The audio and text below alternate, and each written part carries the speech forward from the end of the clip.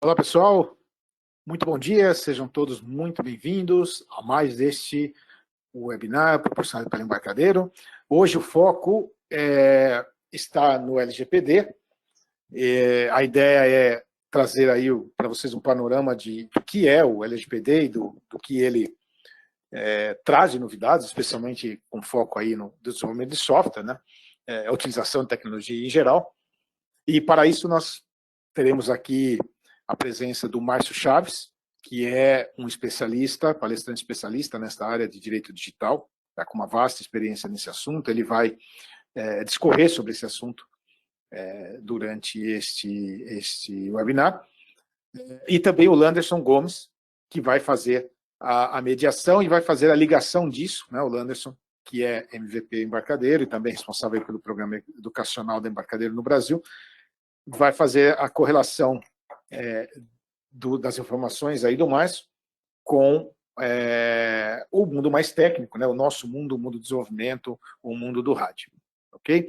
Então, eu vou dar as boas-vindas aqui inicialmente ao Landerson, e ele vai dar seguimento aí com vocês e vai trazer o Márcio também, o Márcio Chaves, para o palco. Landerson, bom dia, seja bem-vindo e vamos em frente. Beleza, chefe. Bom dia. Muito bom dia a todos que estão nos ouvindo aí. Conforme o Fernando fez essa breve apresentação, a ideia aqui hoje é trazermos os impactos da LGPD no desenvolvimento de software, obviamente com a visão, né, do lado legal da coisa. Por isso nós trouxemos aí, estamos trazendo o Márcio. Bem, pessoal, assim, o Márcio está acabando de preparar ali. Só deixar claro aí como é que a gente pretende fazer essa condução. O Marcelinho está aí por aí também, né? Marcelo Marinho, que é coordenador da parte de manutenção do embarcadero. Está também o Eduardo Abreu, que é da área de compliance, que é quem fez esse link aí para a gente estar trazendo o Márcio aqui hoje. A nossa ideia é conduzir da seguinte forma, né? Como um evento daqueles que quem nos acompanha na área de manutenção já tem notado, é um evento focado em você, cliente da Embarcadero. Então, a ideia aqui, não vamos abrir perguntas de área comercial. Precisar de alguma coisa na área comercial, a gente bota os contatos lá, você entra em contato na área comercial. Não vamos abrir nada aqui de manutenção, enfim. A ideia é fornecer conhecimento, compartilhar conhecimento. Então, ao final, a gente vai fazer as perguntas ao nosso convidado, né? E as perguntas que derem tempo, que não derem tempo, a gente prepara aqui um compilado dessas perguntas e envia para ele está nos respondendo depois, tá? Só para a gente passar bem a limpo aí como vamos seguir, ele vai entrar, vai fazer essa apresentação. À medida que você for vendo, achar que é um tema de impacto naquilo que você faz, mais diretamente aí na sua empresa, anota, faça a pergunta para a gente, que a gente vai estar passando as perguntas aqui ao final da apresentação do Márcio, tá ok? No mais, um bom dia a todos, aproveitem bastante aí, porque devem ter visto lá o currículo, o homem entende. Márcio, fique à vontade, toca aí, chefe, tá contigo a bola.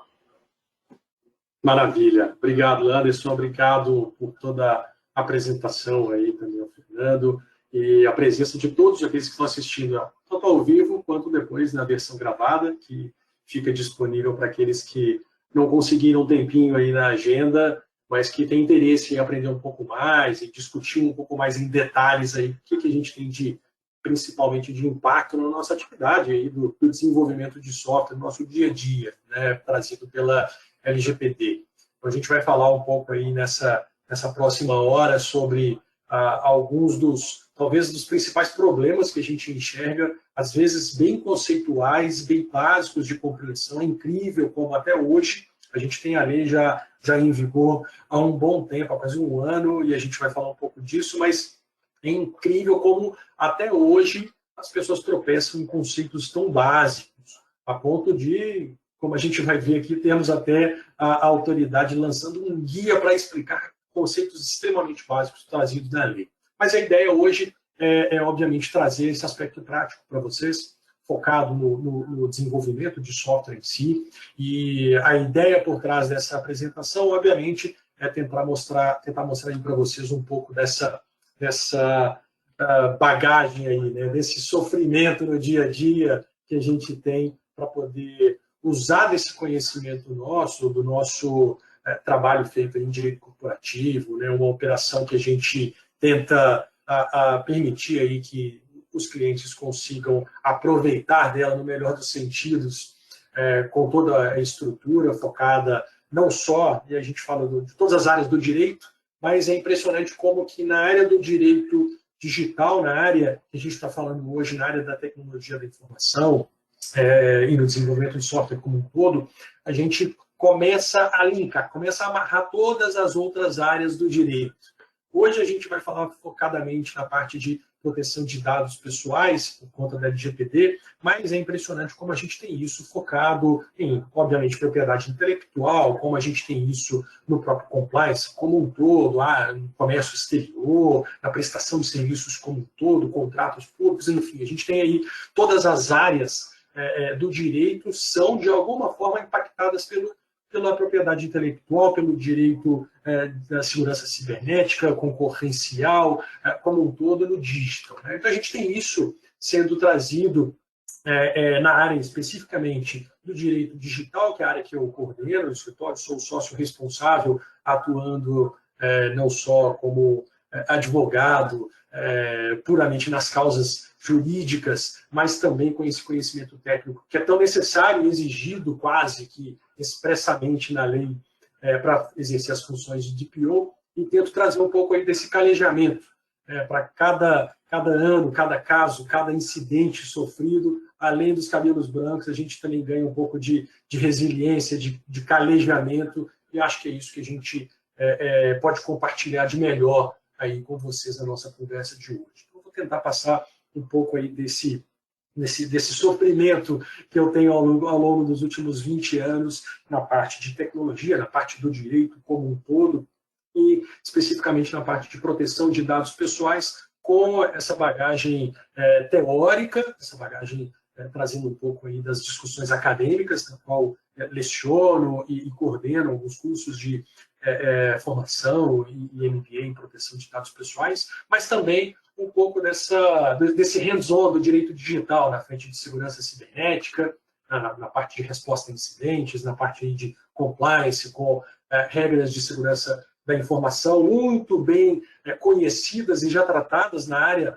né, no nosso segmento aqui, e por conta das regras das frameworks, principalmente da família 27000 da ISO, NIST, e por aí vai, mas que começam a envolver cada vez mais o desenvolvimento de novos produtos, né, na parte de inovação, na parte de criação de novas tecnologias, novos aplicativos, novos softwares, que envolvem, obviamente, aí muita questão contratual, pré-contratual, contenciosa, porque, no final das contas, o que a gente está falando aqui hoje, um dos temas principais, que é o compliance, ele é muito amplo, a gente fala compliance para qualquer coisa, está em conformidade. Compliance significa estar em conformidade, a gente pode estar em conformidade com várias leis.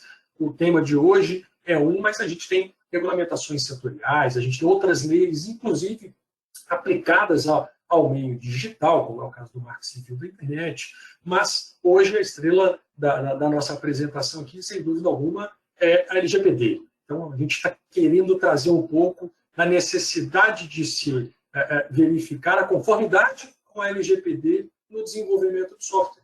A gente precisa realmente dedicar um tempo, né? Não é uma chatice que a gente consegue superar com uma atualização do contrato, pelo contrário, infelizmente, a gente não consegue superar só com uma atualização do contrato, só com uma atualização de software. É um trabalho recorrente, um trabalho que envolve uma atenção contínua e que, obviamente, serve para poder evitar alguns desses casos recentes que a gente tem visto.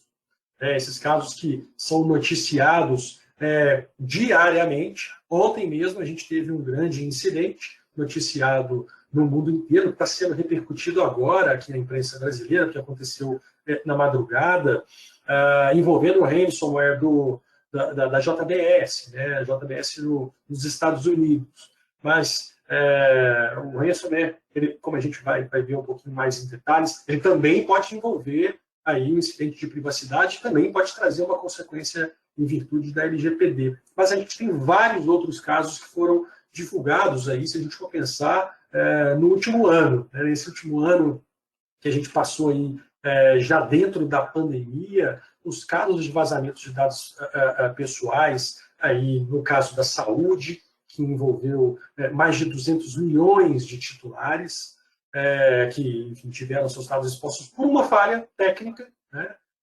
A possibilidade de conseguir acessar pela base de dados, pelo site do Ministério da Saúde, você conseguir acessar a base de dados de brasileiros, né, a base de dados ali, inclusive com informações referentes à saúde, SUS e por aí vai, caso que obviamente trouxe para a nossa realidade, né, para o nosso dia a dia. Mas vão tantos outros que foram retratados aí ao longo desse último ano também, como o caso do mega vazamento de dados que aconteceu esse ano, em janeiro desse ano, onde a gente teve ali mais de 220 milhões de CPFs juntamente com outras informações, a gente fala CPFs como se fosse informação única, mas enfim, a gente tem várias outras informações que foram compiladas e foram tornadas disponíveis, inclusive para acesso pela Deep Web, e onde a gente teve algumas consequências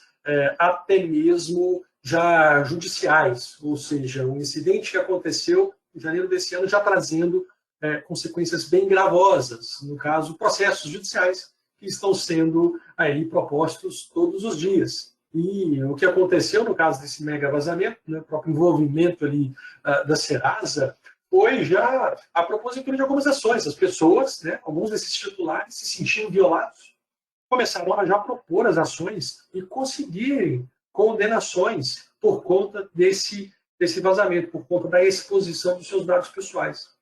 A gente teve aí um dos primeiros casos, uma condenação de R$4 mil para uma dessas pessoas. Se a gente for pensar quantos brasileiros que a gente tem vivos, né, foram dados de mais de 220 milhões de CPFs, mas a gente vai ver aqui, não necessariamente todos são considerados dados pessoais, porque podem ter dados de pessoas já falecidas nessa base, mas se a gente for pensar aí por baixo, né, em torno de 200 milhões de titulares que estão nessa base, que foi tornada aí acessível, que foi vazada, a gente está falando aí numa média de R$4 mil de condenação em cifras que são muito mais elevadas e muito mais gravosas do que aquelas multas que a gente sabe que, e tanto ouve todo mundo falar, de que você pode ter de aplicação de penalidade administrativa. A gente vai falar um pouco disso também hoje. Mas a gente tem outros casos até já mais agressivos em termos de condenação, como é o caso da concessionária da linha 4 do metrô aqui de São Paulo, que a gente falou desse assunto há uns 3 anos atrás, mas que gerou uma ação civil pública por conta do uso indevido de dados pessoais. Não está falando de vazamento aqui, a gente está falando de uso indevido de dados pessoais. E esse uso indevido gerando ali uma condenação de R$100 mil a título de danos morais coletivos. Então, a gente começa a pensar e ver na prática, pessoal, que o descumprimento de uma lei como a LGPD, a gente vai falar de alguns aspectos práticos dela, trazem consequências muito sérias no bolso hoje em dia.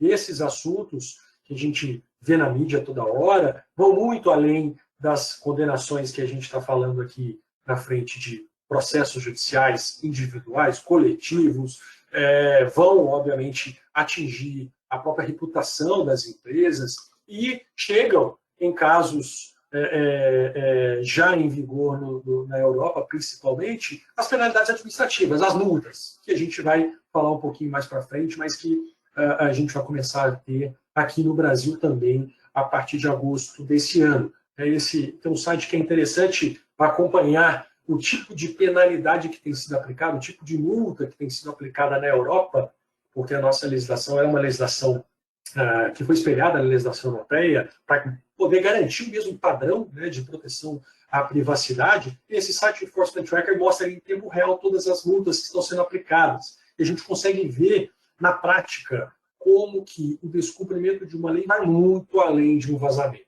Para aqueles que se preocupam só caso aconteça, ou quando aconteça um problema, quando aconteça um incidente, a gente vê aí em tempo real, dia a dia, quase que minuto a minuto, as multas sendo aplicadas na Europa, por conta de descumprimentos, né? Por não ter uma política, não ter uma governança de privacidade, não ter uma fundamentação, uma legitimidade para usar o dado pessoal. E é por isso que a gente vai, aqui na conversa de hoje, tentar entender um pouco melhor os aspectos que a LGPD trazem para a nossa operação, né, no desenvolvimento de software.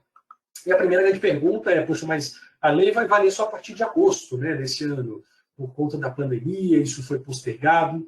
Não é bem por aí. A lei já está valendo desde setembro do ano passado. A gente já tem hoje, e aqueles casos que eu acabei de mostrar para vocês, eles já mostram que a gente tem consequências bem reais e financeiras, né? Problemas pipocando ali nos orçamentos das empresas no segundo ano de pandemia, onde ninguém tem mais orçamento, inclusive para poder arcar com prejuízos desses. E a gente já tem essas ações sendo propostas porque a lei está em vigor. Se eu tenho uma lei em vigor, todo mundo tem que seguir aquela lei. Se eu não sigo a lei, causo qualquer tipo de dano por não seguir aquela lei, eu trago aí a obrigação prevista na lei, a obrigação de indenizar, independentemente de aplicar multa ou não. De fato, por conta da pandemia, a gente postergou, né, a legislação postergou a aplicação dessas multas para a partir de agosto desse ano. E também, se a gente for pensar, não falta muito tempo, né, gente? Está falando aí de pouco mais de 2 meses. Mas a gente já tem uma série de obrigações que são trazidas pela lei. Por exemplo, a obrigação de se ter um DPO, um encarregado de proteção de dados pessoais, mas também cumprir todas as exigências da lei para evitar ter que, por exemplo, responder um processo, ter que pagar uma indenização ou ter, no mínimo, ali um incidente noticiado na mídia com impacto reputacional para a empresa, que a gente sabe que pode, inclusive, custar muito mais do que esses desembolsos com as penalidades administrativas ou com as condenações. E a lei, pessoal, apesar de ganhar esse nome, né, de Lei Geral de Proteção de Dados, ela vai muito além disso. A gente está falando de mexer na operação da empresa, a gente está falando em reestruturar a forma com que a gente usa as informações, porque várias delas podem ser consideradas dados pessoais. A gente tem uma série de legislações, uma série de leis que já estão em vigor no Brasil, que já tratam desse assunto, privacidade. A gente já fala disso desde a nossa Constituição, Código Civil, o próprio Código de Defesa do Consumidor, o Marco Civil da Internet, várias outras regulamentações setoriais que a gente tem aí do Banco Central, SUSEP, a ANS, onde no nosso dia a dia trazem impactos à privacidade. Por quê? Se eu estou coletando dados de representantes de clientes no fechamento de contrato, se eu estou enviando mala direta de produtos ou novos serviços, se eu estou coletando ou fazendo uso de dados pessoais de colaboradores no processo de contratação, ou até mesmo trocando mensagens em agendamento de visitas, tudo isso envolve algum tipo de uso de dado pessoal. Perante a lei, é qualquer tipo de informação que identifique a pessoa. Pode ser uma identificação que você bata o olho e saiba, é a pessoa, por exemplo, o nome, o CPF, o RG, um e-mail, mas pode ser informação que a gente só consegue saber que é aquela pessoa a partir do momento que a gente cruza com outra base de dados, que a gente chama de dado pessoal indireto. Então, a lei, apesar de ganhar esse nome equivocado, né, a lei não é de proteção de dados, a gente não está querendo proteger dados, a gente está querendo proteger a privacidade. A gente tem que se chamar Lei de Proteção à Privacidade. Essa seria a melhor nomenclatura. Era até mais ou menos a forma com que ela se chamava. Foi mudada. A 13.709 foi alterada para 13.853 e passou a ganhar esse outro nome, que foi um apelido que foi dado por conta dessa influência da legislação europeia. Mas, no final da história, a lei está querendo proteger a privacidade, está querendo proteger a pessoa, não o dado como um todo. Se eu não consigo identificar uma pessoa, não é considerado dado, nem mesmo é considerado dado pessoal.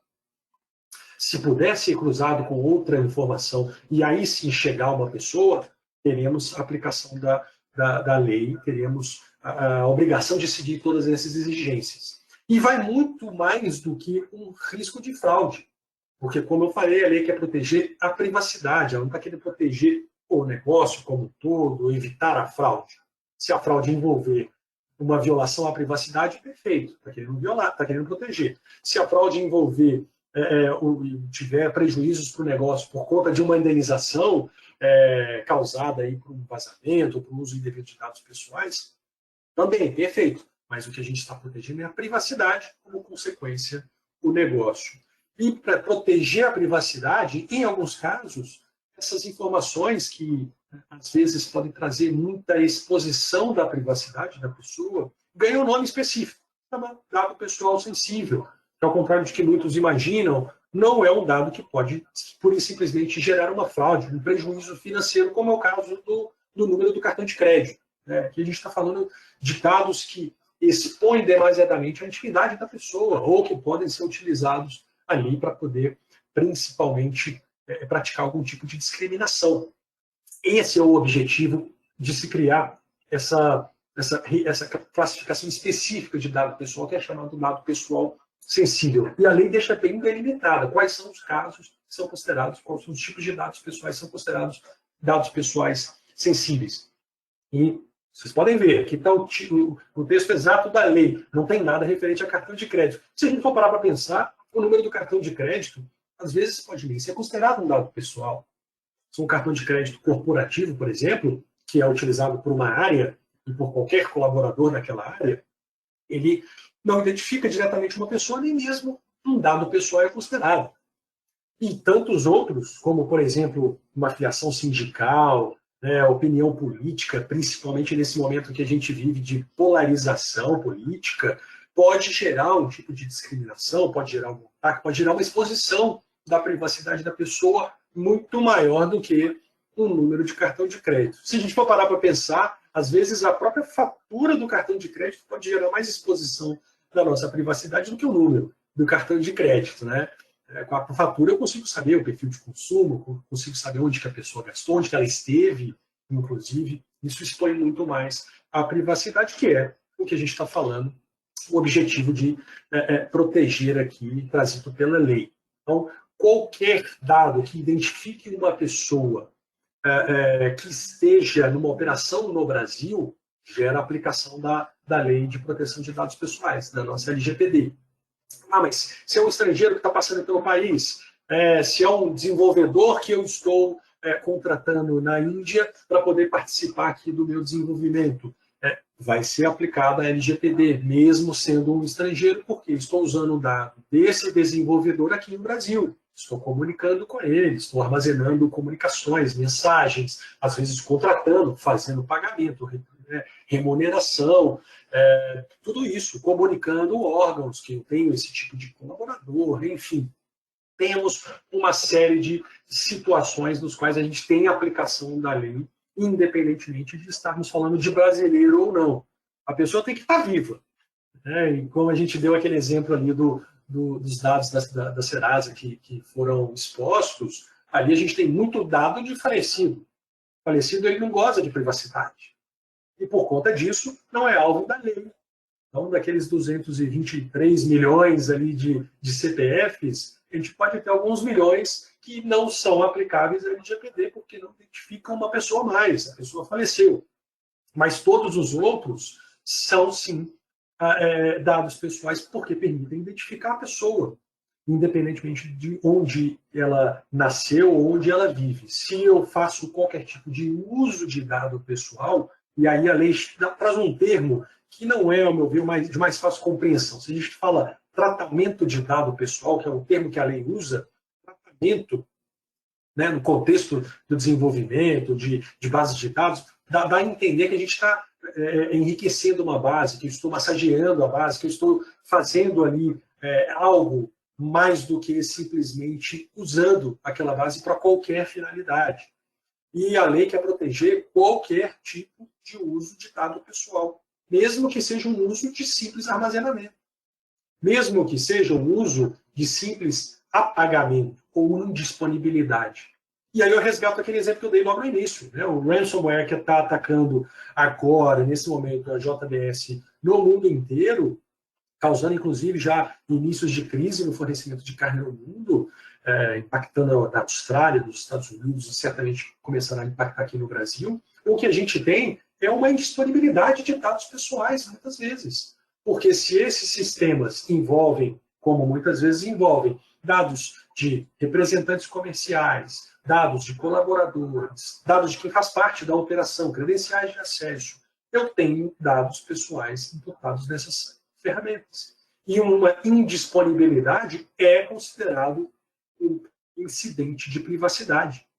Se eu não consigo acessar aquela informação que seria necessária para mim, e a gente vai ver os direitos do titular, eu tenho ali a aplicação da lei, tem uma violação à lei, mesmo não estando envolvendo ali um compartilhamento ou uma venda de dados pessoais. Isso já tem que estar muito bem superado. E a gente tem várias outras situações que a gente não tem aplicação da lei, como é o caso de dados da pessoa jurídica. A gente for pensar, pura e simplesmente, se negocio com uma empresa, a empresa não é titular de direito de privacidade. A única preocupação que a gente tem que ter é que ninguém fala com o CNPJ.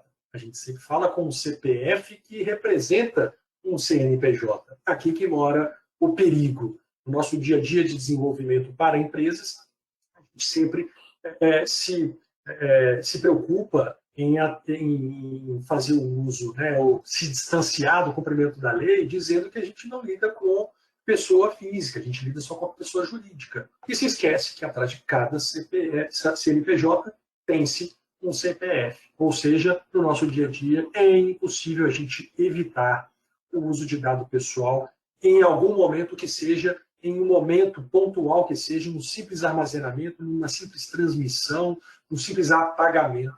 Nós temos a aplicação da lei.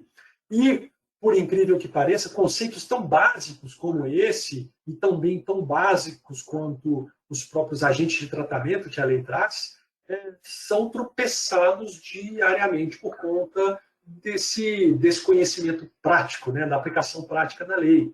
A própria ANPD, vamos falar um pouco dela adiante, ela divulgou, semana passada, um guia explicando o papel do controlador, o papel do operador, para que empresas e que órgãos públicos possam parar de ter problema na compreensão do que significa controlador, o que significa operador. É impressionante como que quase com um ano de vigência da lei, as pessoas ainda tropeçam num conceito tão básico como esse, no qual titular, para todo mundo está claro, qualquer um que goza desse direito de privacidade. Pode envolver o colaborador, pode envolver o representante de fornecedores e de clientes e de parceiros, como eu dei exemplo aqui.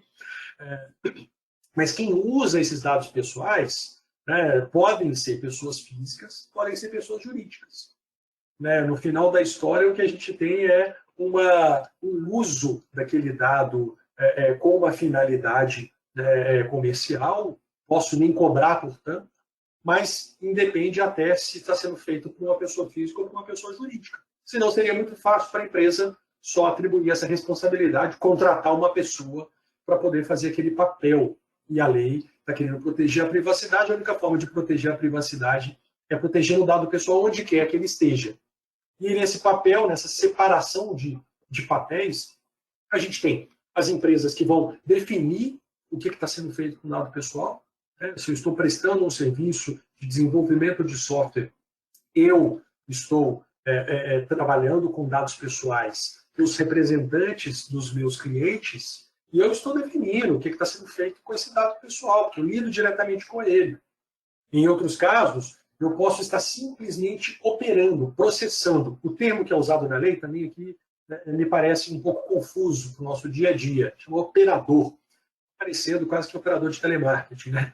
Se ele usasse o termo utilizado na Europa, que é processador, ficaria mais fácil, porque aí a gente consegue enxergar muito mais o dia a dia de quem está processando o dado pessoal, agindo ali como um processador, que é quando a gente está usando a mando de alguém, fomos contratados para poder fazer, por exemplo, um armazenamento em nuvem, fomos contratados para poder fazer uma migração de sistemas. Nós não estamos determinando o que vai ser feito com o dado pessoal. Quem está determinando o que vai ser feito com o dado pessoal é o nosso cliente que nos contratou para isso.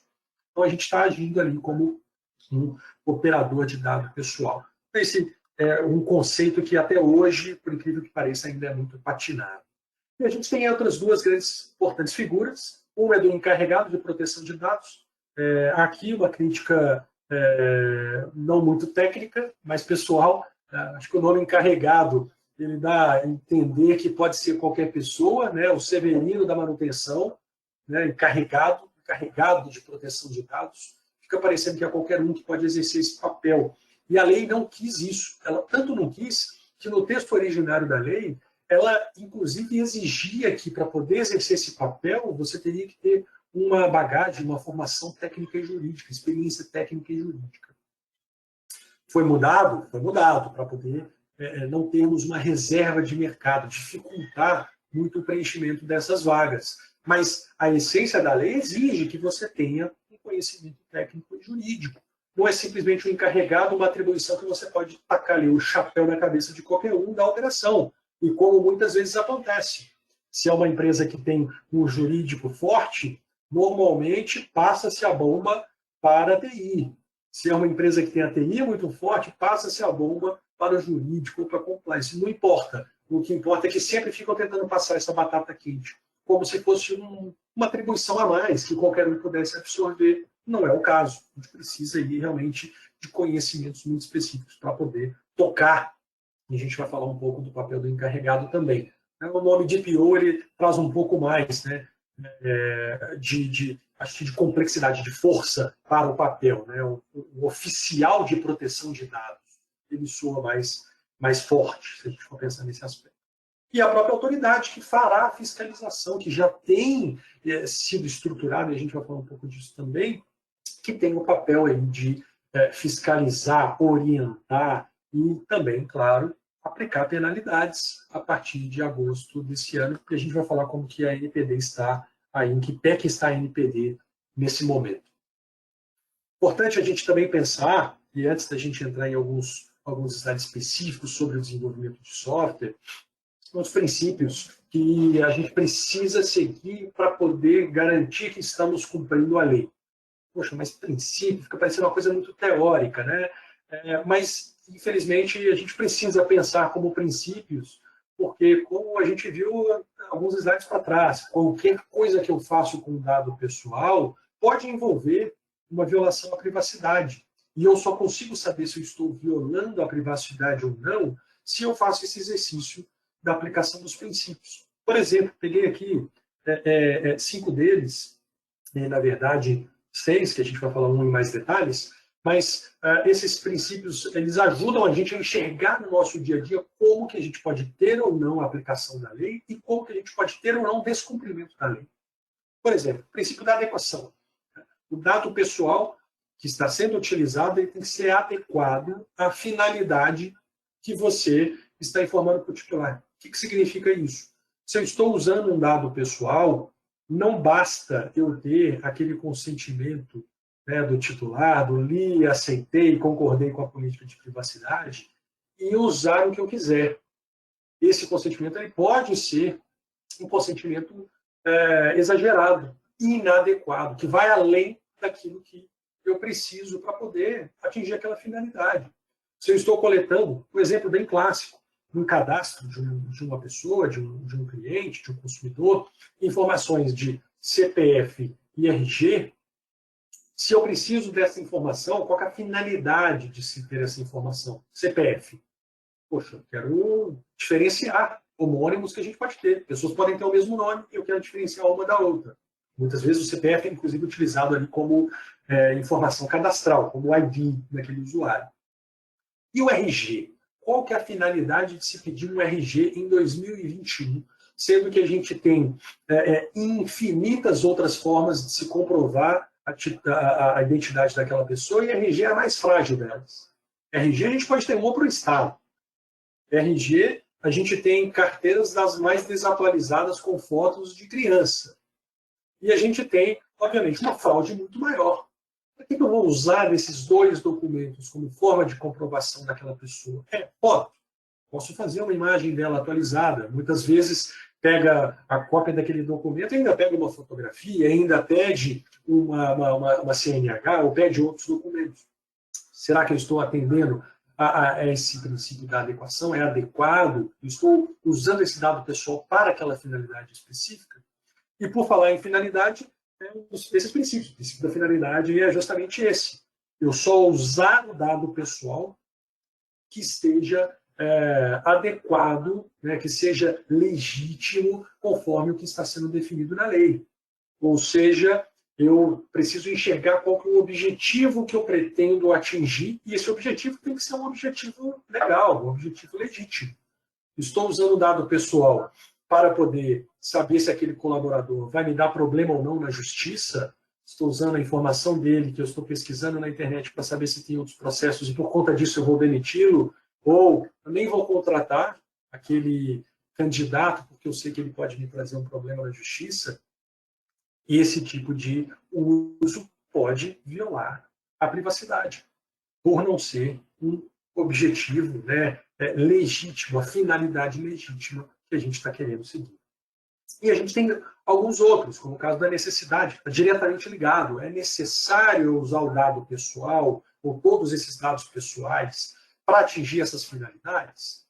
Né, um dos princípios, os desdobramentos desse princípio, é o princípio da minimização de uso de dados pessoais, é quase que um oposto do objetivo trazido pelo Big Data. Né? O Big Data ele quer coletar o máximo de informação sobre o máximo de coisas, para depois a gente estruturar como que utilizaremos. Vamos fazer uma grande separação aqui, porque Big Data não lida só com dados pessoais. A gente está falando de dados pessoais. Então, se eu estou coletando informações, pegando informações de uma pessoa, eu só posso pegar aquilo que é estritamente necessário para aquilo que eu pretendo atingir, para aquela finalidade. E não simplesmente coletar para depois decidir o que eu vou fazer, que é a mentalidade Big Data. Né? Teremos aplicação da lei em alguns casos, em outros não. Big Data ele tem, obviamente, muita aplicação, muita situação que não envolve aplicar a LGPD. Porque pode não ser dado que identifica a pessoa. Aí sim, podemos coletar o máximo de informações possíveis. Mas sempre que envolver a identificação de uma pessoa, sinal amarelo para vermelho, para a gente poder identificar se realmente há a necessidade. E aqueles que a gente está acostumado no nosso dia a dia, né? O princípio da segurança e da prevenção. Claro, não tem como você só fazer esse tipo de análise teórica, esse exercício de aplicação da lei, se a gente não tiver uma aplicação prática disso. Se a gente não tiver o que a lei chama de medidas técnicas e administrativas que protejam o dado pessoal. Então, políticas, do mesmo tempo que ferramentas de controle de acesso, controles criptográficos, ao mesmo tempo que a gente tem também análises de conformidade de fornecedores, tudo isso envolve aspectos aí que atendem o princípio da segurança. E que vai de mão dada com a prevenção. A prevenção nada mais é do que a gente garantir que algo não aconteça, em vez de remediar algo que aconteceu. E é onde a gente fala de um dos princípios mais importantes e mais direcionados aqui para a nossa conversa de hoje, que é o Privacy by Design. Né? Esse princípio que muitos ouvem e poucos aplicam. É aquela finalidade de se proteger a privacidade desde a concepção, desde o momento que a gente está agora, no desenvolvimento do software. No momento que a gente está ali no white canvas, começando a preparar um código, a gente começa ali, desde o marco zero, se preocupar se há ou não um uso excessivo de dado pessoal, se haverá ou não uma situação onde eu posso ter uma falha de segurança, se há ou não algum tipo de uso indevido de dado pessoal que viola a privacidade, que viola a lei. Então aqui, gente, a gente tem que ter um cuidado muito grande, porque nas nossas metodologias aplicáveis, né, no desenvolvimento de software, muitas vezes a gente pode ter a falsa ideia de que precisamos criar para depois corrigir. E se a gente for pensar o contrário, na hora que criarmos, a gente já criar com essa mentalidade de proteger, a gente teria muito menos situações de zero-day flaws, a gente teria muito menos situações de tantas vulnerabilidades que a gente identifica no dia a dia. Então, aqui, a aplicação do princípio do Privacy by Design é isso. A gente, na hora que está fazendo o desenvolvimento, a gente já tem que se preocupar com a privacidade. Não adianta depois vamos resolver isso. Eventualmente pode ser uma falha conceitual, né, como a que foi informada agora recentemente nos dispositivos da Apple. Uma falha que não pode ser atualizada. Precisa trocar o equipamento, porque é uma falha que está incorrigível, porque não foi analisada e direcionada desde a sua concepção. Esse princípio ele se diferencia, ele tem alguns desdobramentos, mas ele se diferencia daquele que a gente chama do Privacy by Default, que é a privacidade como padrão. Tá? Aqui quando a gente está falando de criar ali, por exemplo, um cadastro, e a pessoa ter que clicar lá, concordo ou não concordo, com determinado tipo de uso de dado pessoal, e a marcação, né, a chavinha, já está ativado desde o início, ou seja, não dá a opção para a pessoa se proteger desde o início. Ou quando eu estou desenvolvendo um software, e eu coloco lá naquele desenvolvimento uma possibilidade de se proteger ou não, caso tenha a intenção de se proteger ou não. Não pode ser uma opção. A gente tem que proteger a privacidade desde o início como padrão. E isso tem uma aplicação bem prática na hora que a gente está desenvolvendo, como eu dei o exemplo das chavinhas e outras situações nas quais a gente tem que centrar no usuário, centrar no titular essa visão e enxergar que a privacidade tem que ser um padrão a ser seguido, independentemente de acharmos que ele pode optar por um ou por outro, a gente tem que dar essa opção como segurança desde o início. E isso é aplicável no nosso dia a dia, desenvolvimento de APIs, né? Porque muitas vezes, principalmente em alguns segmentos que a gente tem, como é o caso do segmento aí do Open Banking, né? Que agora explodindo no Brasil, com o uso de APIs para poder conectar com todos esses fornecedores, todas essas instituições financeiras e fintechs. E a gente tem, muitas vezes, nessas comunicações, falhas de segurança que permitem identificar pessoas ou expõem dados de pessoas que estão sendo transitadas. A gente vai falar dos princípios, dos direitos do titular, mas o titular tem, por exemplo, o direito à portabilidade de dados pessoais. E a gente sabe que a portabilidade, muitas vezes, ela é viabilizada com o uso de APIs, ou será viabilizada com o uso de APIs.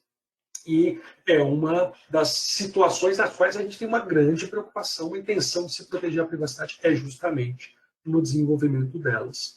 E isso funciona também, e principalmente, na hora que a gente está falando de desenvolvimento de front-end e back-end, onde a gente está aplicando esses princípios, mas, ao mesmo tempo, a gente também dê essa transparência. A gente mostre o que está sendo feito. Porque a lei não é só para estar em conformidade, é para também mostrar que estamos em conformidade. Essa é uma grande mudança da lei. Não é mais uma boa prática, é uma exigência. E não é só mostrar, não é só estarmos em conformidade, como muitos pensam. Não, eu me preocupo com isso, não, eu invisto em segurança, não, eu invisto em treinamento dos meus desenvolvedores, estou seguindo aí o princípio do Privacy by Design. Está mesmo. Me mostra que você está fazendo isso. Se você não está mostrando o que está fazendo, você não está fazendo, pelo menos em parte. Aqui é o contrário da rede social, tá, pessoal? Rede social, tudo que a pessoa mostra é praticamente o que ela não é. Pode ser até o que ela queria ser. No nosso dia a dia, que a gente fica vendo aí dos influencers, principalmente, o que a gente mais vê é isso. Né? A pessoa ostenta, não tem nada daquilo. Aqui é o contrário. Você tem que ter e mostrar. Não basta ter e ficar escondido. A gente tem que demonstrar, dar essa transparência. É um dos princípios que a gente tem que aplicar aqui na LGPD, é justamente esse princípio da transparência. Preciso mostrar ao titular. A lei é para proteger ele. Se ele não sabe o que está sendo feito, como que está sendo feito, o que está sendo dado de segurança a ele, eu estou falhando. Não adianta eu falar só de empresa para empresa. Eu preciso pensar nesse indivíduo, nesse titular. A gente precisa identificar ali as inúmeras situações que a gente tem, principalmente em front-end, que não permitem ao titular identificar o que está sendo feito com o dado pessoal dele. Vai muito além do ter um sitezinho, um linkzinho, um PDF que você baixa com a política de privacidade. Você precisa dar essa transparência, mostrar isso mastigado. Não adianta botar juridiquês, a pessoa não vai entender. E desses princípios, como é o caso ali da prevenção, o que a gente tem justamente é para poder evitar um problema, evitar que ele aconteça, porque pode ser tarde demais. Depois que o dado vazou, depois que a vulnerabilidade foi identificada, e como a gente diz em segurança da informação, não é uma questão de se, é uma questão de quando. E eu digo, não é uma questão de quando, é uma questão de quando acontecerá, é uma questão de quando eu perceberei que aconteceu, porque os incidentes, eles estão acontecendo muitas vezes com a gente não sabendo, a maioria das vezes sem a gente saber, a Zilda e o Floss estão aí justamente para não me deixar mentir. O que a gente tem é justamente uma preocupação de conseguir proteger antes de acontecer o problema, antes de acontecer a AM, antes de dar, né, tirar a noite de sono do desenvolvedor, ou o dia de sono, para aqueles que trocam dia pela noite, como é o meu caso. Mas a gente precisa se preocupar desde que estamos desenvolvendo, porque remediar pode não ser possível. Depois que já vazou, depois que já tornou exposto, depois que já trouxe essa violação à privacidade, não tem como voltar atrás. Eu não consigo voltar atrás. E tudo isso é muito diferente, vai muito além, pessoal, do nosso desenvolvimento, do que uma pura e simples concordância do usuário, o tal do consentimento. Eu posso usar o dado pessoal para diversas finalidades, várias delas independem do consentimento daquele usuário, daquele titular. Se eu precisar coletar o consentimento, por exemplo, de um colaborador, na hora que ele está sendo desligado para poder processar o dado pessoal dele, né, para poder encerrar o pagamento de remuneração, para poder comunicar ao Ministério do Trabalho, e ele falar não, porque o consentimento é um ato ativo, eu tenho que deliberadamente permitir. Se eu depender do consentimento, eu não faço nada, a pessoa nunca vai ser mandada embora. Se eu depender do consentimento de um representante da empresa cliente minha, para poder enviar um e-mail para ele, dizendo que eu terminei o desenvolvimento ou passando as credenciais de acesso, eu tenho ali uma situação na qual, se ele não consentir, eu não vou poder aplicar a lei, não vou poder aplicar, cumprir o meu contrato. Então, em vários casos, a gente independe do consentimento. Alguns deles são bem claros, né? Se eu quero proteger a vida, a saúde, a pessoa está passando mal, precisa acessar o prontuário médico dela para saber se ela tem alergia ou não ao medicamento. Ou eu preciso me defender em juízo, eu preciso provar no processo que eu cumpri o que o próprio titular me solicitou. Às vezes o titular pede para eu apagar o nome dele da base. A única forma de eu provar que eu apaguei aquele dado porque ele me pediu é armazenando também aquele pedido dele. Então, é engraçado como em algumas situações a gente vai apagar, né, deixar de usar o dado para aquela finalidade, mas continuaria utilizando para outra, com base nessa utilização aí como defesa em processo judicial. E em algumas outras são naquelas onde a gente, o próprio titular, ele espera que aquele dado pessoal seja utilizado. A pessoa tem um cartão fidelidade, que foi feito antes da lei, da entrada em vigor da lei. Ou eu recebo malas diretas, né, e-mail marketing ali, com atualizações, rotativos, desde antes da vigência da lei. A lei entrou em vigor. Eu vou parar de receber e-mail só porque eu não dei um consentimento para receber aquela política, aquele rotativo, aquele informativo. Gente, eu tenho um interesse em continuar recebendo isso. E quem está me mandando tem um legítimo interesse. O interesse dele também é legítimo. Ele já tem essa relação comigo. Vou poder continuar utilizando esse dado pessoal, independentemente do consentimento. Porque, no final das contas, a lei quer proteger o titular, dá a ele vários direitos aí desde os mais básicos, como dizer o que tem de dado pessoal meu sendo utilizado, saber como que ele está sendo utilizado.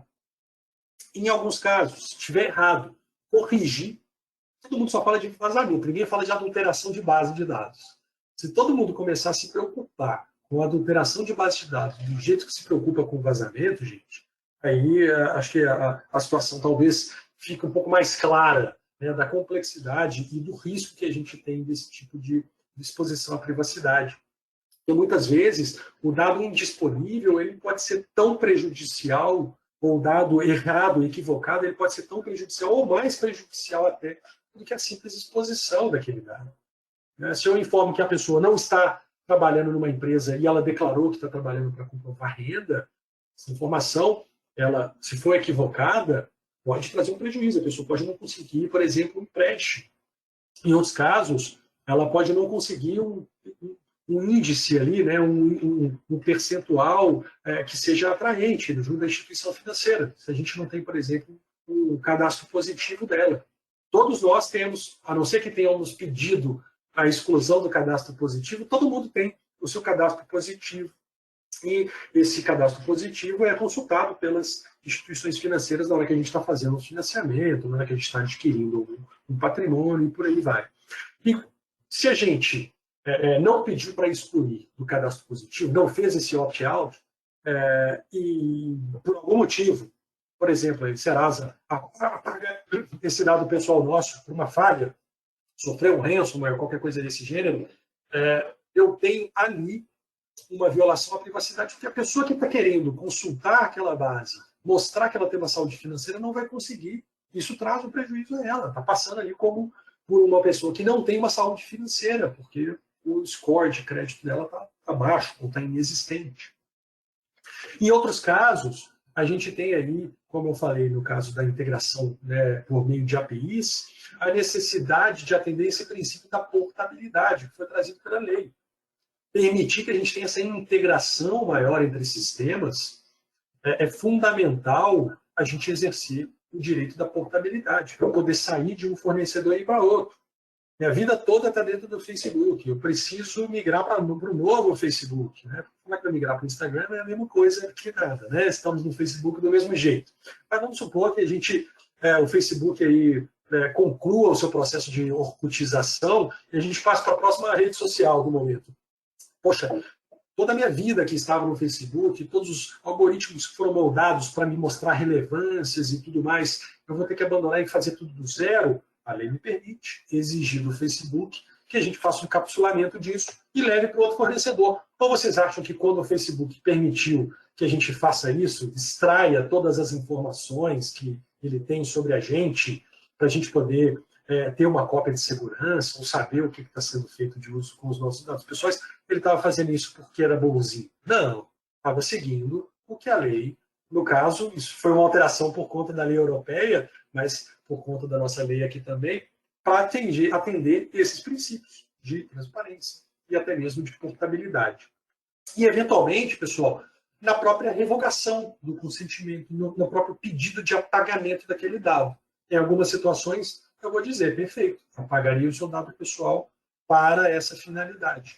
Em outros casos, eu vou falar, não apagarei, porque eu estou utilizando para outras finalidades que independem da sua vontade.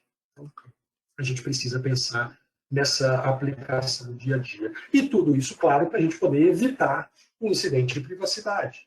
Para a gente poder evitar, inclusive, uma das obrigações trazidas pela lei, de ter que comunicar à autoridade, e comunicar à NPD que aconteceu um incidente.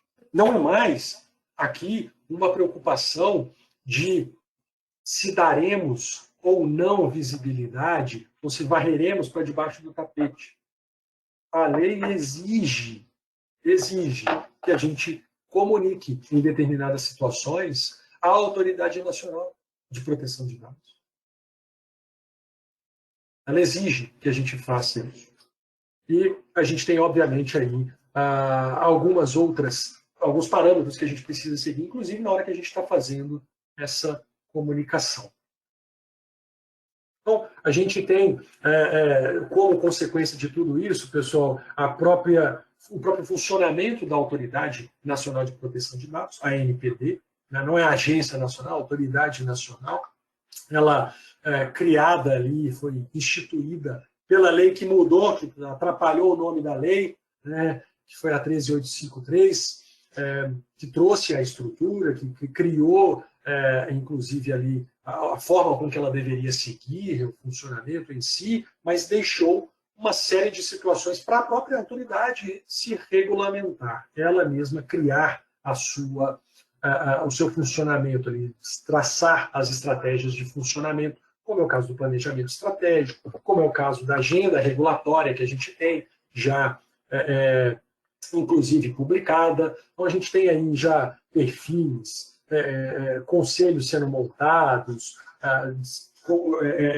divulgação de pontos de contato, de telefones e de e-mails, inclusive canais de denúncia.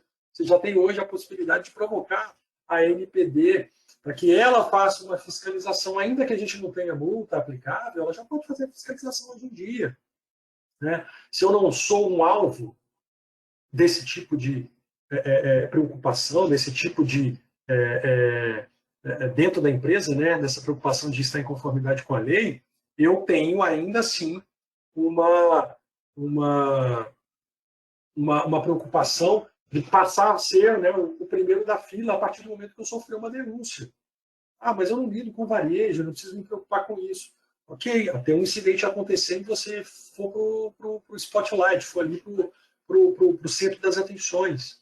E esse centro das atenções pode vir, inclusive, de uma denúncia anônima feita diretamente nesses canais de atendimento da Autoridade de Proteção de Dados Pessoais.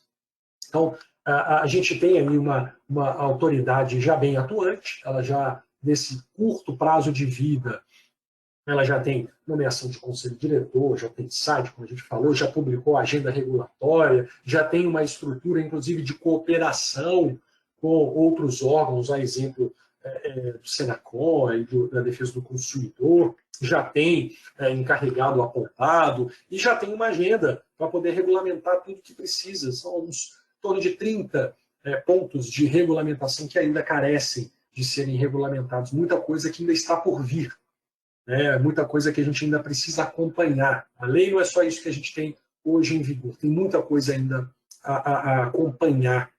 E esse guia que eu comentei no início da conversa, no início da apresentação, ele é um deles. Né? A necessidade de se criar esse tipo de material para que as pessoas conheçam mais sobre a lei está previsto também aí nessa agenda regulatória. E, no final das contas, o que a gente quer para poder garantir a conformidade com a lei, como eu falei, não é só estar em conformidade com a lei, é demonstrar que estamos em conformidade com a lei. Demonstrar que nós temos um programa de conformidade com a LGPD.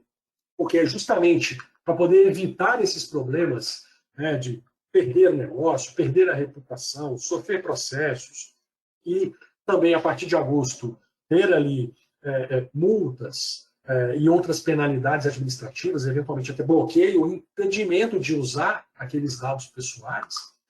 É para isso que a gente trabalha em programas de conformidade com a LGPD. É por isso que a gente cria a cultura de proteção de dados, é por isso que a gente avalia os nossos processos, é por isso que a gente cria aí e faz ajustes nesses processos, nos nossos normativos, né, nos contratos, tudo isso para poder garantir a conformidade com a lei, mas que, se a gente for pensar, também permite trazer outros benefícios. Quando a gente está criando a cultura de proteção de dados pessoais, a gente também está fortalecendo a cultura da proteção de dados, tá? A cultura da segurança da informação. Quando a gente faz uma revisão dos nossos fluxos, dos nossos processos, a gente também está permitindo que a gente revisite a nossa eficiência. Às vezes aquele processo está sendo utilizado seguindo um fluxo que é altamente arcaico, que ele foi herdado de um fluxo anterior e que não é o mais eficiente. Se a gente está revisitando, a gente pode dar até mais eficiência. E, claro, a gente está tentando mitigar esses riscos que podem acontecer, dos incidentes que podem acontecer, dos problemas que a gente pode ter, inclusive, no descumprimento dos nossos contratos com os nossos clientes. E a única forma de fazer isso não tem segredo, né?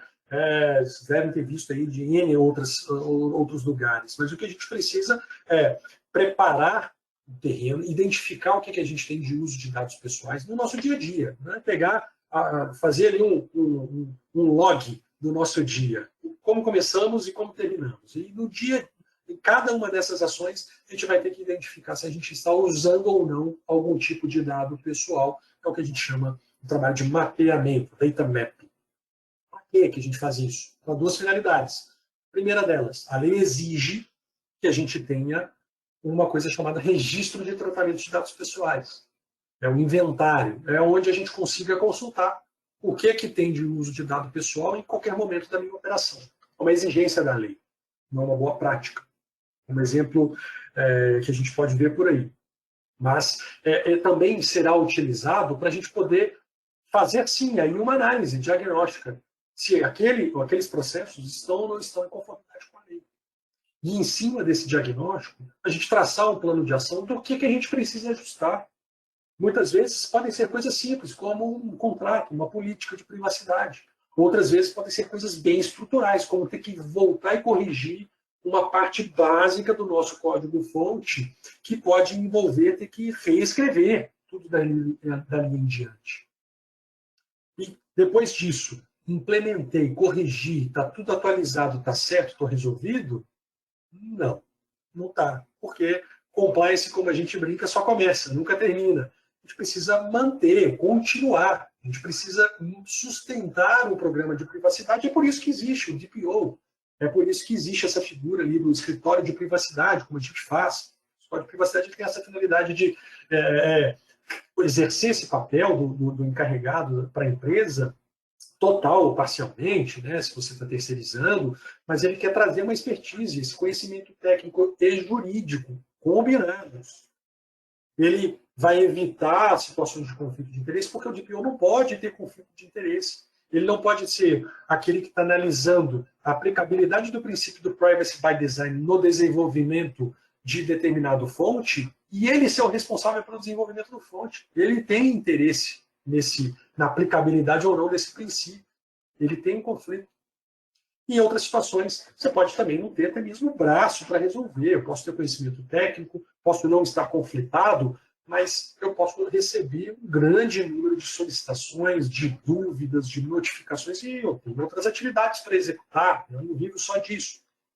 É por isso que a gente tem a figura do DPO, que pode ser terceirizado para pessoas jurídicas, por exemplo, a gente faz esse trabalho como escritório de privacidade, e aí esse papel de atualizar todo esse inventário, né, todo esse registro de tratamento, revisar tudo que foi alterado, todas as recomendações que foram dadas no plano de ação, complementá-lo, além, é claro, de responder às solicitações dos titulares, às dúvidas de equipes. Hoje ainda até mais intenso são as dúvidas que estão surgindo, mas a partir aí, principalmente de agosto desse ano, também as notificações da NPD, além do próprio acompanhamento, monitoramento, porque, como eu falei, temos ainda cerca de 30 pontos da lei que ainda precisam ser regulamentados, né? A gente ainda precisa ter um detalhamento ser criado para garantir que a gente tenha a aplicabilidade completa da legislação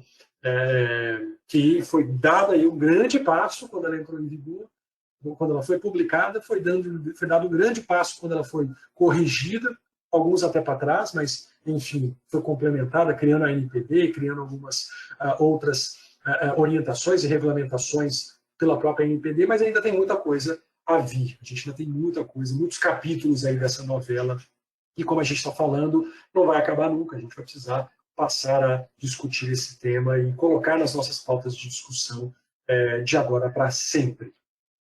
Tá bom, pessoal? Em termos gerais, acho que a conversa de hoje era isso. A apresentação, a exposição em si era para tratar desses principais pontos, mas acho que a gente tem aí um tempinho para poder fazer uma colheita de perguntas, aí uma rodada de dúvidas. Se não der tempo, a gente também fica à disposição aí nos meus dados de contato, já permitido aí desde já, independentemente do consentimento, porque muitas vezes existe esse legítimo interesse, né, de ser provocado. Por favor, provoquem, gostem dessas discussões, seja na esfera acadêmica, seja na esfera profissional, aí na aplicação no dia a dia das operações de vocês, tá bom? Bom, vou abrir aqui agora o espaço e devolver a palavra à abertura aí do debate. Obrigado, pessoal. Nossa, mãe, pessoal, que aula, hein?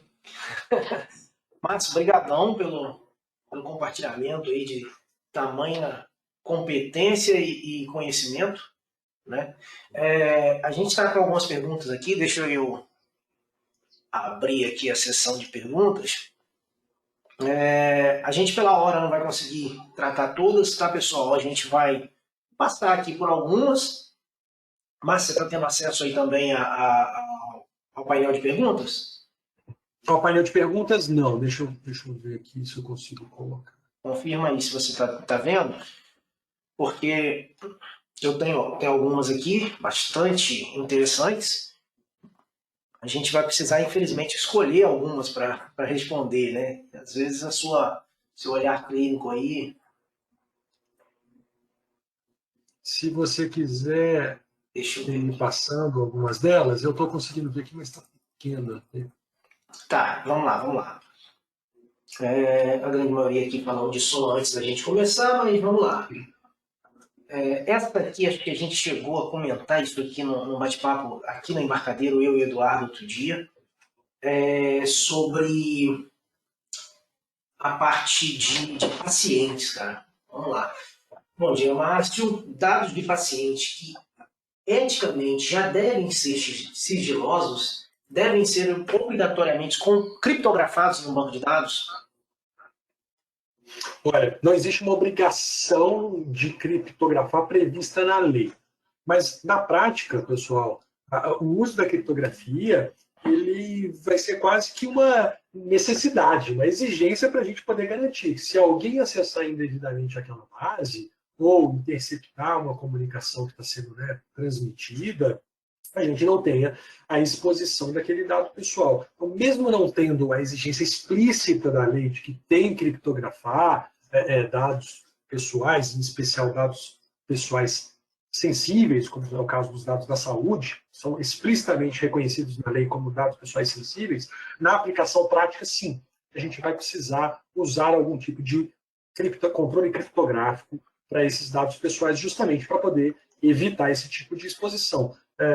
Por isso que eu falei, muitas vezes a gente pode ter uma aplicabilidade disso não muito querida, né? Não muito bem vista, porque isso pode trazer dificuldades de acesso, pode trazer lentidão, e por isso que a gente tem que pesar. Em cada processo a gente vai ter que fazer uma análise específica para saber se seria uma exigência por conta do risco que aquele uso está trazendo, ou se não é um risco muito previsto, não é um risco muito identificado, e por conta disso pode trazer mais prejuízo com a demora no fornecimento, demora o acesso àquela base, do que no puro e simples acesso.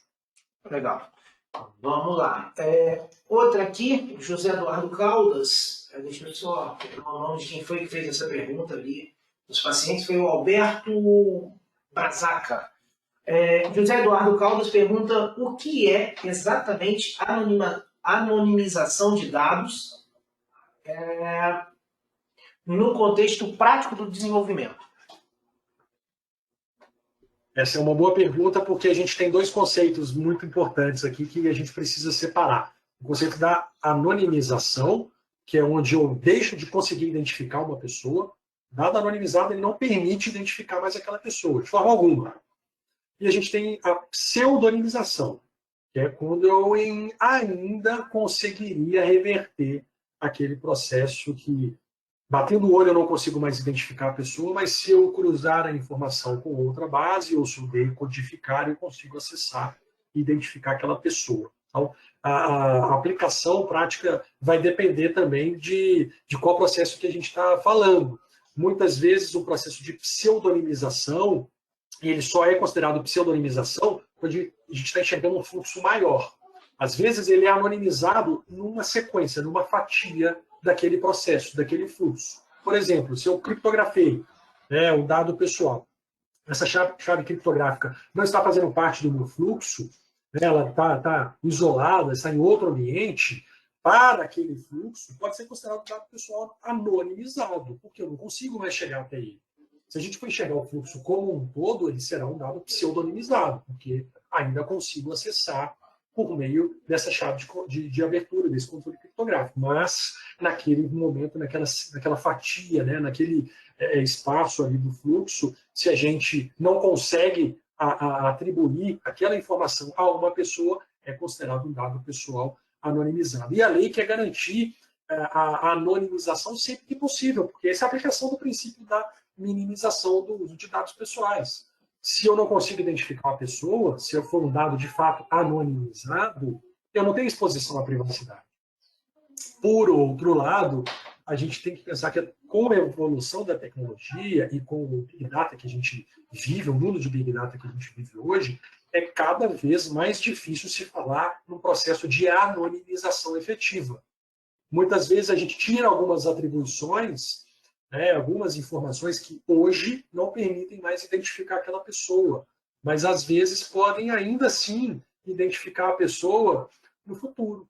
quando a gente cruza com outras informações. Vou dar um exemplo. Às vezes eu quero limpar todos os campos de um cadastro da pessoa e deixar só o CEP. Poxa, CEP não é um dado pessoal. A gente pode falar, foi anonimizado. Depende.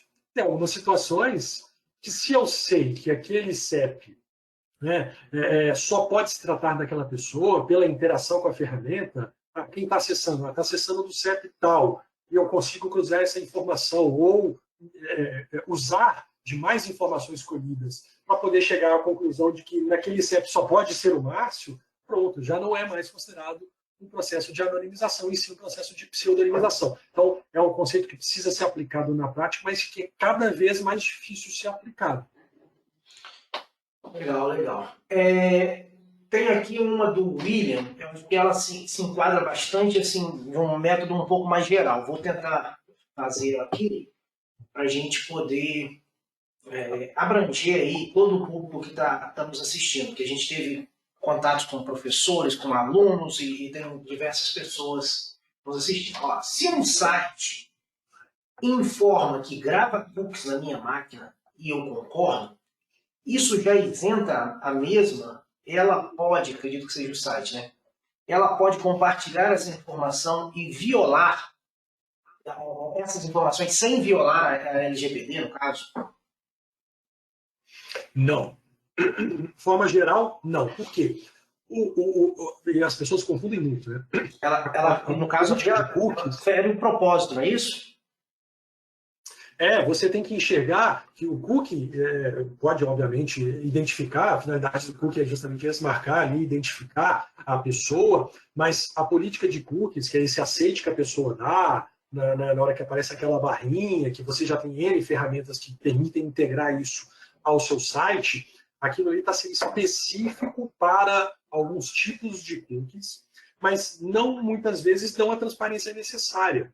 Porque o cookie ele pode ser um cookie necessário, ele pode ser um cookie que não seja necessário. Ele pode ser um que você precisa necessariamente para poder rodar aquele site, para poder funcionar aquele site.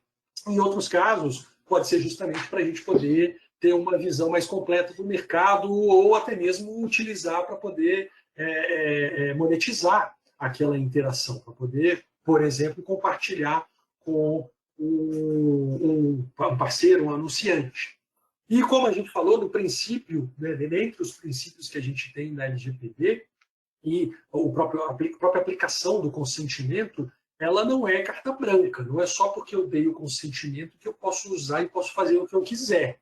Não, eu tenho que ainda assim aplicar os princípios, verificar se é adequado, verificar se eu estou dando a transparência, verificar se eu estou atingindo aquela finalidade. Então, eu tenho que tomar muito cuidado com o que está previsto na minha política de cookies, aquele texto que ninguém lê, a não ser quem criou, provavelmente o advogado que criou, mas, ao mesmo tempo, eu tenho que fazer um exercício para poder identificar todos os meus usos. E o grande problema na lei, pessoal,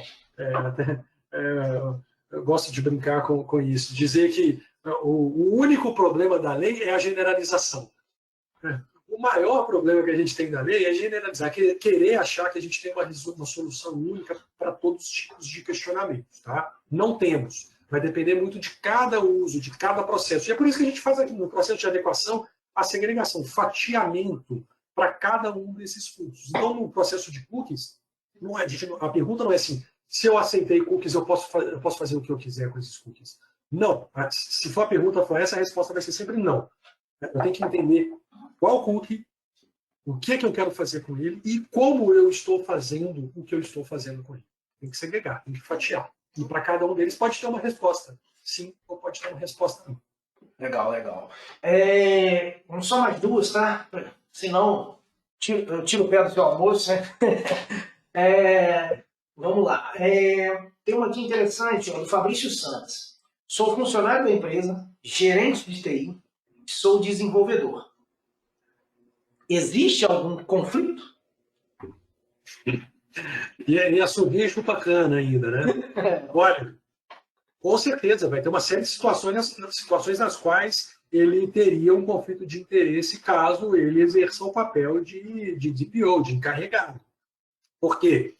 Ele tem processos que ele está atuando como desenvolvedor, processos que ele está atuando ali como gestor, processos que ele está envolvido em algum momento daquele fluxo do uso do dado pessoal. Se ele colocar esse chapéu de DPO, ele está protegendo. O DPO está protegendo a privacidade, não está protegendo o negócio.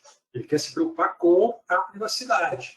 E ele vai ter N situações no seu dia a dia, nos quais ele é responsável por um processo que ele tem que fiscalizar para saber se está protegendo a privacidade ou não. Ele vai flegar o próprio comportamento dele como inapropriado? Ele vai flegar a própria política, o próprio procedimento que ele está criando como inapropriado? A própria orientação que ele está dando para um colaborador, ou o próprio desenvolvimento que ele está fazendo? Né? Mesmo que ele tenha a maior, né, das éticas, o melhor dos perfis éticos do mundo, a gente não consegue dizer que ele vai sempre agir dessa forma. E é uma das exigências da lei, você não ter essa situação de conflito de interesse, que inclusive já aplica penalidades na Europa e certamente aplicará a partir de agosto desse ano aqui no Brasil. Tá, eu tinha falado só mais uma, mas vamos às duas, tá? Tem uma aqui que é interessante, é assim, olá, no ERP, teria que ter um aceite do cliente, por exemplo, na hora que for salvar os dados no cadastro? Depende. O aceite, né, o consentimento, ele vai ser exigido somente naquelas situações nas quais você não pode utilizar as outras justificativas da lei. Na aplicação prática, é o contrário. A gente pensa que eu tenho que dar consentimento para tudo, e em alguns casos eu não preciso do consentimento. Seria um conceito trazido pela lei, porque é a melhor forma de a gente dar a transparência, a gente empoderar o titular. Mas a aplicação prática é justamente o contrário. A aplicação prática o consentimento ele envolve ter que a pessoa ir lá e clicar, aceitar, a pessoa voltar atrás, ou seja, ela revogar o consentimento, ela desistir. E aí eu tenho que deixar de usar o dado pessoal a partir do momento que ela desistiu. E em N situações, eu vou usar o dado pessoal independentemente do consentimento dela. Se eu falo que tem o consentimento, eu não estou dando mais segurança. Tem muita orientação que a gente vê na internet dizendo que vamos pecar pelo excesso, colhe o consentimento de tudo. Não, isso é um tiro no pé. Consentimento de tudo, você está violando o princípio da transparência. Você está dizendo para o titular que depende do consentimento dele, coisas que não dependem. Se ele falar assim, ok, não quero mais consentir, você vai parar de usar o dado pessoal dele? Não vai. Então, não vai depender do consentimento. Então, nesse caso, no cadastro, para algumas finalidades, sim. Para outras, não. Como que a gente separa um do outro? Eu vou ter uma política para cada coisa, um documento para cada um? Não. A gente faz uma política de privacidade única. E aí essa política de privacidade tem cláusulas que envolvem o consentimento, ele vai clicar lá e concordo com esse consentimento, dou o consentimento para esses usos, e tem várias outras cláusulas que você só dá ciência, é a transparência. Você fala que utilizará o dado pessoal dele, independentemente dele aceitar ou não. A gente vai continuar usando aquele dado pessoal. Então a gente precisa sim de um aceite, mas não é só o consentimento. Beleza, beleza. Ó, eu separei essa aqui para a gente encerrar. Ela me tocou aqui, porque... Bom dia, Márcio. Luciano Guimarães, tá? Foi assustado. Com tamanhas exigências. Eu, como desenvolvedor autônomo, estou pensando em aposentar. Só uma empresa grande vai conseguir atender isso. O que você pensa sobre? Me parece uma forma de reserva de mercado. Enfim, separei essa porque, assim, acredito que o impacto da lei esteja nesse aspecto aqui, até um pouco dramático, que o Luciano fez a escrita, mas é sempre assustador quando a gente desconhece, né? Então, assim, você tem uma experiência longa de implantações nessa linha, né? Qual o conselho que você dá, como tranquilizar nosso amigo Luciano? Não aposenta não, meu brother. Ainda tem muita coisa para desenvolver. Qual o conselho que você poderia dar, né? E a gente vai encerrar com essa do Luciano e depois eu retomo aí. Vai lá. Bom, Luciano, e para todos que estão aí com essa mesma preocupação e mentalidade aí do Luciano, realmente, o Anderson foi bem categórico, ele não aposente. Né? Pelo contrário, o que a gente tem aqui agora é uma infinidade de oportunidades, é uma infinidade de situações que esse conhecimento seu, Luciano, vai poder ser muito bem aplicado. E a finalidade da lei não é impedir que o negócio aconteça. A lei não quer impedir ninguém de usar dado pessoal. E se eu sou um pequeno desenvolvedor, tenho uma pequena desenvolvedora, se eu sou autônomo, enfim, é claro que eu nunca conseguirei ter o mesmo padrão de conformidade com a lei que uma grande empresa. Eu não tenho áreas, departamentos e budgets com escritórios de privacidade dos mais variados. Não, eu preciso enxergar qual é a minha aplicabilidade prática, o que eu posso fazer. E você está aqui participando, acompanhando, já é um indicativo de que você está se preocupando com o assunto, com o tema privacidade. É um passo de cada vez. A lei tem até uma previsão para pequenas e médias empresas de situações nas quais a própria autoridade pode passar parâmetros, pode passar guias, orientações, exemplos do que deve ser feito, como deve ser feito, para você não ter que contratar, pegar isso do mercado e tudo mais. Isso ainda está pendente de regulamentação. Então, a minha recomendação é, espera um pouquinho, tente absorver o máximo que você puder, porque isso já é uma demonstração que você está se adequando à lei de proteção de dados pessoais. E um incentivador a mais aí. A lei já está em vigor desde setembro do ano passado. Você parando hoje ou não parando, se você não fez o que a lei exigiu, a lei exige desde setembro do ano passado, você já violou a lei. Então já está na chuva. Então já vai se molhar. Então, se a ideia é essa, e se essa seria a justificativa, repense, porque a gente tem muito mais oportunidade de poder trabalhar com esse tema. Olha aí, a gente está falando de N aplicações do Privacy by Design, N aplicações de revisão de fluxos, de desenvolvimento de front-end para poder dar transparência para o titular. A gente tem N situações que o desenvolvedor é o único que pode ajudar. Então, seria realmente uma perda para o mercado como um todo se a gente tivesse essas pessoas se afastando, desistindo de seguir nas suas funções. É justamente o contrário. A lei precisa dessas pessoas para poder proteger a própria privacidade. A gente precisa dos desenvolvedores, né? Certinho. Bem, pessoal, Márcio, mais uma vez, muito obrigado mesmo, cara. Acho que supriu aí até a mais do que a gente planejava, né? A gente tinha bolado um papo de 1 hora, né? Estamos aqui a 1h30, passou rápido, foi uma verdadeira aula e assim, muito aprendizado para todos nós, inclusive nós aqui da equipe de organização. Pessoal, os dados do Márcio estão na tela, tá? A gente vai passar o restante das dúvidas aqui para ele, né? Mas quem quiser fazer contato, né? Quem quiser falar com ele aí, os dados dele estão na tela. Chefe, muito obrigado mesmo mais uma vez. Eduardo, se estiver por aí nos ouvindo, valeu, tio certeiro, hein? Márcio, suas considerações aí finais para a gente poder encerrar. Maravilha. Mais uma vez, obrigado aí, Lannis, obrigado aí, Embarcadeiro, pelo convite. É um prazer poder compartilhar um pouco aí dessa experiência, desse calejamento, dessas histórias aí que a gente vive ao longo de 2 décadas aí de trabalhos nas frentes do direito, com foco principalmente no direito digital, na segurança da informação e agora na proteção à privacidade.